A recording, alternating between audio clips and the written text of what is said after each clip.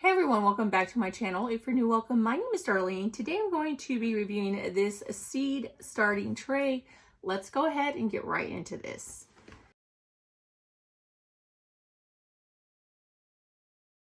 I'm going to show you exactly like how you would use these. First of all, you get this bottom tray, you take one of these, you put your soil inside, you put whatever seeds you want in there.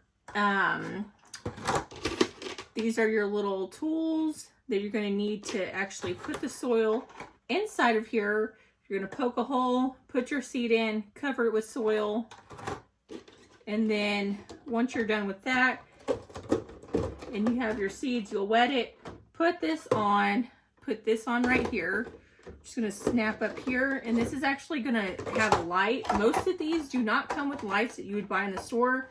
This one actually comes with a little plant light, which is really nice. So you're just going to push it in like that. It has a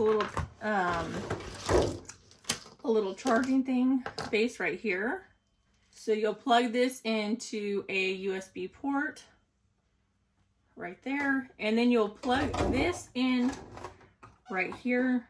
Let me go ahead and plug it in over here. Then you have your power button right here, and you can see it has a timer that you can put on. You can do up or down on the light depending on what you want and what the plant needs.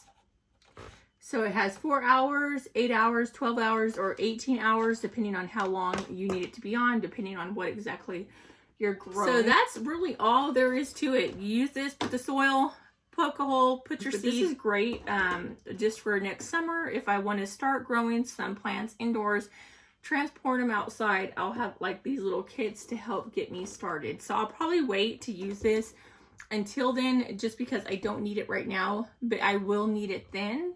But just something great to have. Buy them now, because usually in the summertime they run out of stuff like this. It's really hard to find because everybody buying them.